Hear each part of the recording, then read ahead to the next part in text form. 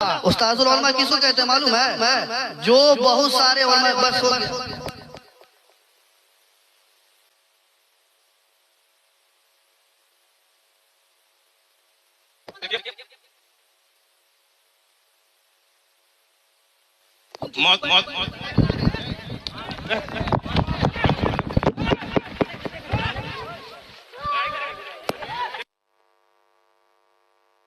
السلام علیکم. تو کیسے ہیں آپ لوگ؟ امید ہے آپ سب بالکل ٹھیک، صحت مند اور سلامت ہوں گے.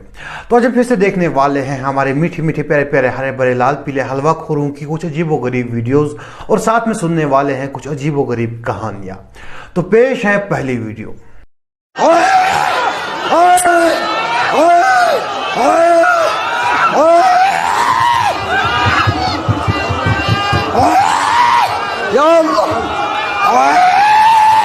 اللہ اللہ اللہ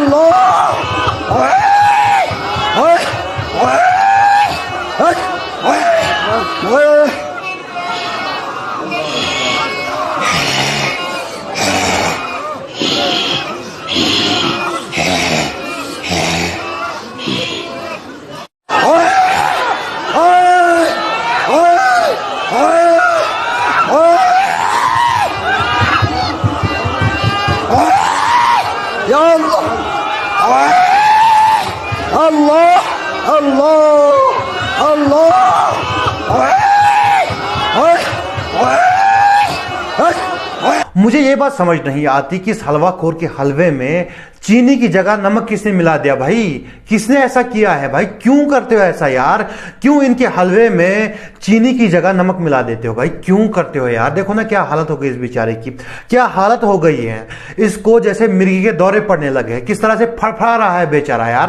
کیوں کرتے ہو ایسا یار؟ کیوں کرتے ہو ایسا؟ نہیں کرنا چاہیے. بیچارہ طوطا ہی تو ہے، جانور ہی تو ہے، حلوے کا دانہ چگتا ہے اور نظر و نیاز کے لیے، حلوے کے لیے کبھی شرک کی ڈال پہ چلا جاتا ہے، کبھی بدعت کی ڈال پہ چلا جاتا ہے، اور تم لوگ اسی حلوے میں نمک ملا دیتے ہو. بھائی ایسا نہیں کرنا چاہیے، ایسا نہیں کرنا چاہیے میرے بھائی. ان لوگوں نے نظر و نیاز کے لیے، حلوے کے لیے دین بیچ دیا ہے، ایمان بیچ دیا ہے، اور تم لوگ اسی حلوے میں نمک ملا دیتے ہو. ایسا نہیں کرنا چاہیے بھائی، نہیں کرنا چاہیے. یہ بیچارے طوطے ہیں، ان طوطوں کے ساتھ یہ ظلم کیوں کرتے ہو؟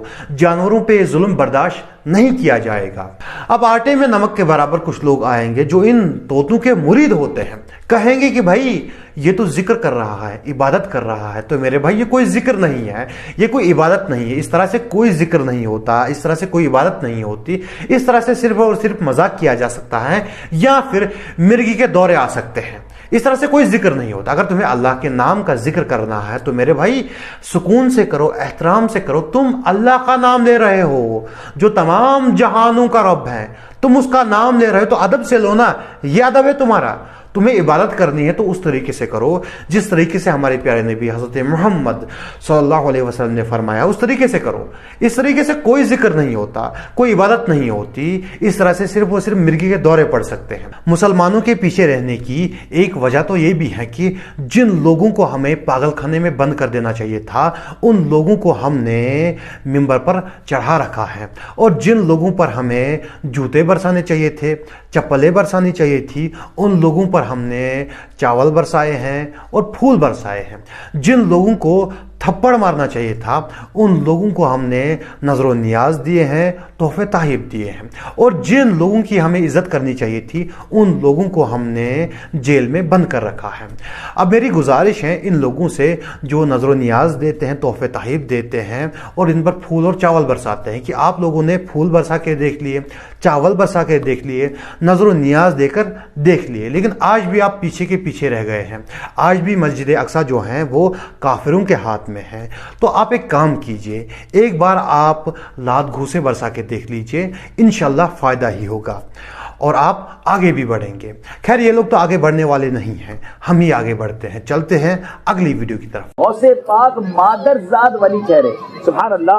آپ رحمت اللہ تعالی علیہ ماں کے پیٹ میں تھے، اور ماں کو جب چھینک آتی تو اس پر جب وہ الحمدللہ کہتی تو غوث پاک رحمت اللہ تعالی علیہ ماں کے پیٹ ہی میں جواباً یرحمک اللہ کہا کرتے. اللہ غنی. آپ رحمت اللہ تعالی علیہ یکم رمضان المبارک کو بروز پیر صبح صادق کے وقت دنیا میں جلوہ گر ہوئے اس وقت ہونٹ آہستہ آہستہ حرکت کر رہے تھے اور اللہ اللہ کی آواز آ رہی تھی. یعنی غوث پاک نے دنیا میں آ کر سب سے پہلا جو کلام کیا وہ اللہ اللہ کیا. جس دن آپ رحمت اللہ تعالی علیہ کی ولادت ہوئی اس دن آپ رحمت اللہ تعالی علیہ کے دیار ولادت جیلان شریف میں 1100 بچے پیدا ہوئے اور وہ سب کے سب لڑکے تھے اور سب ولی اللہ بنے. اللہ اللہ یہ غوث پاک کا کرم دیکھیں اللہ کی رحمت سے کہ آپ جس رات پیدا ہوتے ہیں 1100 لڑکے ہوتے ہیں, سارے لڑکے بھی ہیں سارے ولی بھی بنتے ہیں. سبحان اللہ. غوث پاک سبحان اللہ یکم رمضان مبارک کو پیدا ہوئے. اچھا جیسے ہی سورج غروب ہوا آپ نے ماں کا دودھ پیا, لیکن صبح صادق سے لے کر غروب آفتاب تک دودھ نہ پیا. بڑی کوشش کی گئی, پہلے دن تو شاید سمجھ نہ آیا ہو لیکن دوسرے دن پھر صبح صادق ہوئی, اس کے بعد آپ نے دودھ پینا چھوڑ دیا اور غروب آفتاب تک دودھ نہ پیا. پھر لوگوں کو ریئلائز ہوا, سمجھ آیا اس بچے نے تو پہلے دن سے روزہ رکھنا شروع کر دیا. ابھی 5 برس کی عمر تھی, غوث پاک مدرسے گئے اور وہاں جا کر جب پہلی بار بسم اللہ شریف پڑھنے کی رسم ہوئی نا تو کسی بزرگ کے سامنے بیٹھے اور اعوذ باللہ شریف پڑھی, بسم اللہ شریف پڑھی. انہوں نے کہا کہ قرآن پڑھیے. آپ نے زبانی پہلا پارا سنا دیا, دوسرا پارا بھی سنا دیا, تیسرا بھی سنا دیا, چوتھا بھی سنا دیا. جی ہاں کنٹینیو 18 پارے, 18 چیپٹرز آف قرآن, 18 پارے زبانی سنا دیے. قاری صاحب حیران کہ یہ کیسے؟ کہ بیٹا اور پڑھو. کہ مجھے اتنے یاد ہے. 18 پارے کہاں یاد کیے؟ Today is your first day, آج تو پہلے دن مدرسے میں آئے ہو. کہتے ہیں حضور مجھے تو اتنا یاد اس لیے ہوا کہ میری ماں 18 پاروں کی حافظہ تھی. وہ میں جب ماں کے پیٹ میں تھا وہ دہرائی کرتی تھی قرآن کی. میں نے اپنی ماں کے پیٹ میں ہی 18 قرآن کے پارے یاد کر لیے. اللہ اکبر.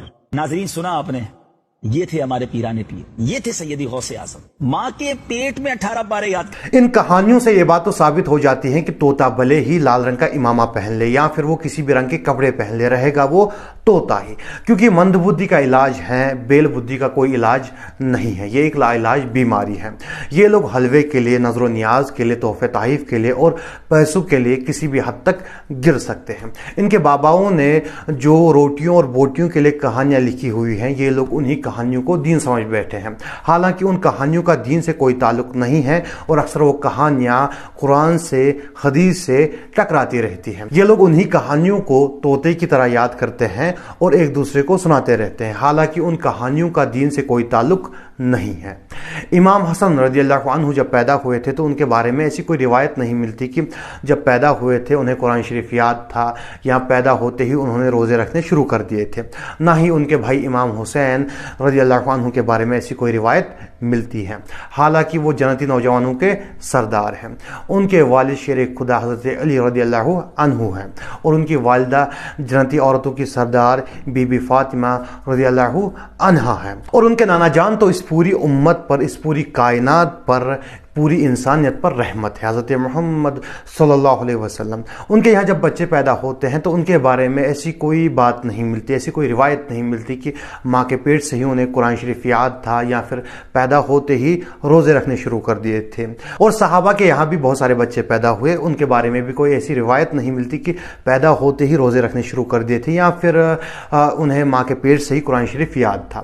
لیکن ان کے بابے جو ہیں وہ عجیب و غریب ڈھنگ سے پیدا ہوتے ہیں. ماں کے پیٹ میں ہی وہ کلام کرنا شروع کر دیتے ہیں, پیدا ہوتے ہی روزہ رکھنا شروع کر دیتے ہیں, انہیں ماں کے پیٹ سے ہی قرآن شریف یاد ہوتا ہے. اور جب تھوڑے بڑے ہو جاتے ہیں تو وہ جانوروں سے بھی باتیں کرنے لگ جاتے ہیں, اور جب انہیں لکا چھپی کھیلنی ہو تو وہ چاند میں چھپ جاتے ہیں, سورج میں چھپ جاتے ہیں. پھر جب جوانی آتی ہے تو پھر کیا ہی کہنے, وہ تو پھر جہاز بن کر ہوا میں اڑتے رہتے ہیں. حالانکہ ان کہانیوں کا شیخ عبد القادر جیلانی سے کوئی تعلق نہیں ہے, یہ کہانیاں انہوں نے نہیں لکھی ہیں. وہ اللہ کے ولی تھے, ہم ان کی عزت کرتے ہیں, وہ اللہ کے ولی تھے. لیکن یہ کہانیاں جو ہیں ان کے باباؤں نے اپنی روٹیاں اور بوٹیاں سیکنے کے لیے لکھی ہیں. خیر چلتے ہیں اگلی کہانی کی طرف. ایک بار غوث اعظم رضی اللہ تعالیٰ عنہ کو اطلاع دی گئی کہ بغداد معلیٰ میں تعاون ہو گیا ہے اور لوگ دھڑا دھڑ مرنے لگے ہیں. لوگوں نے آپ کی خدمت میں اس مصیبت سے نجات دلانے کی درخواست پیش کی. آپ رحمت اللہ تعالی علیہ نے ارشاد فرمایا, ہمارے مدرسے کے ارد گرد جو گھاس ہے وہ کھاؤ اور ہمارے مدرسے کے کنویں کا پانی پیو. جو ایسا کرے گا وہ انشاءاللہ عز و جل ہر مرض سے شفا پائے گا. چنانچہ گھاس اور کنویں کے پانی سے شفا ملنا شروع ہو گئی, یہاں تک کہ بغداد شریف سے تعاون ایسا بھاگا फिर कभी पलट कर ना आया। जब बिल्कुल सही तो कहा है, क्योंकि गधे जो होते हैं वो घास ही खाते हैं। यही कुदरत है, यही नेचर है कि गधे घास खाते हैं। वो अलग बात है कि नए दौर के कुछ गधे जो हैं वो तोते बनकर हलवे का दाना चुगते हैं, लेकिन हकीकत यही है कि गधे घास खाते हैं।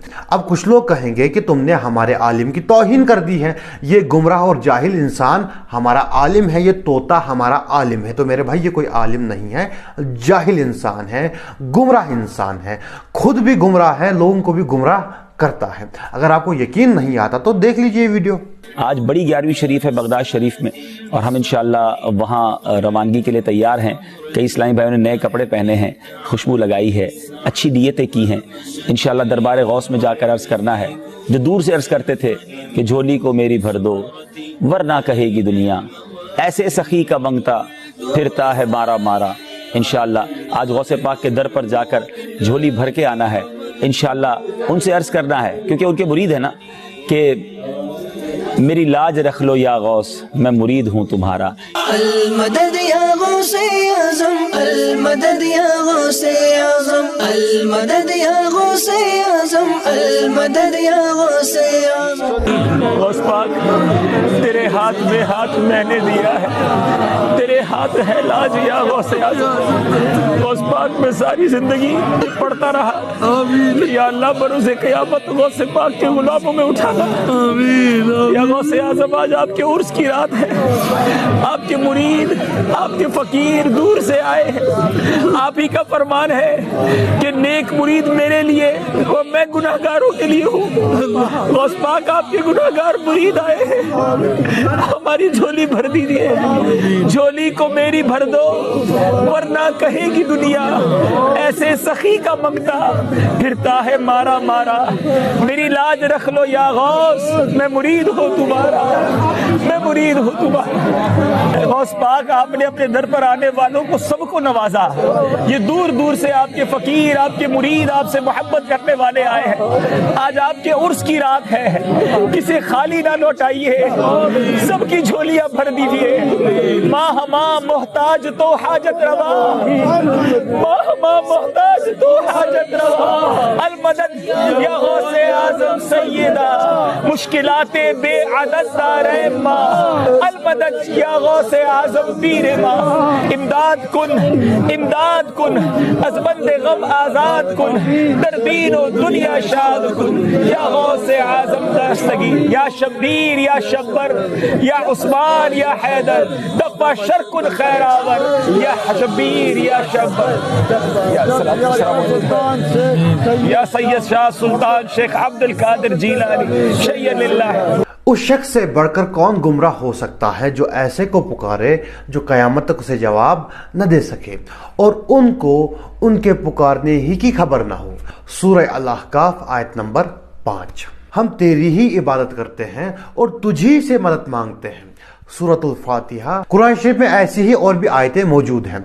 जब हम ये आयतें इनके सामने पेश करते हैं तो ये लोग इन आयतों के मतलब बनाना शुरू कर देते हैं। कहते हैं कि इनका ये मतलब नहीं, वो मतलब है। कहते हैं कि अल्लाह ने और भी गौस रखे हुए, और भी मददगार रखे, और भी मुश्किल कुशा रखे हुए हैं। जब हम कहते हैं कि सबूत लाओ तो उनके पास कोई सबूत नहीं होता। पागलों वाली बातें करते हैं, गधों वाली बातें करते हैं, ऐसी बातें करते हैं जो कोई पागल भी ना करे। जब तुम्हारे सामने कुरान शरीफ की आयतें पेश की जा रही हैं और तुम उनको मानने से इनकार कर रहे हो, तुम में और गधों में फर्क ही क्या है? तुमसे बेहतर तो वो गधे हैं। ये लोग अल्लाह को छोड़कर उसकी मखलूक से मांगते हैं, मज़ारों पे जाके मांगते हैं, मुर्दों से मांगते हैं, कब्रों से मांगते हो। भाई क्यों जाते हो मज़ारों पे, क्यों मांगते हो मुर्दों से? क्या अल्लाह तुम्हारी दुआएं कबूल नहीं करता? बिल्कुल करता है। क्या अल्लाह तुम्हारी शहरत से भी ज्यादा नजदीक नहीं है? बिल्कुल है। क्या अल्लाह तुम्हारी दुआओं के जवाब नहीं देता? बिल्कुल देता है। तो क्यों किसी और के दर पे जाते हो? क्यों मुर्दों से मांगते हो? क्यों कब्रों से मांगते हो? अल्लाह को छोड़कर किसी और के दर पे जाओगे ना तो दरबदर ही रहोगे। अल्लाह के दर पे आओ, अल्लाह से मांगो, अल्लाह के सिवा किसी और से न मांगो। इन लोगों के हाथ में अगर आप सोने का कटोरा देंगे तो ये लोग आपको कुछ दिनों में किसी मजार पर उसी कटोरे से भीख मांगते दिख जाएंगे, क्योंकि ये लोग आराम को पसंद करते हैं। ये लोग मेहनत करने वाले लोग नहीं है, ये लोग मशक्कत करने वाले लोग नहीं है। इन लोगों को आराम पसंद है। इन लोगों ने मज़ारें खोल रखी हैं।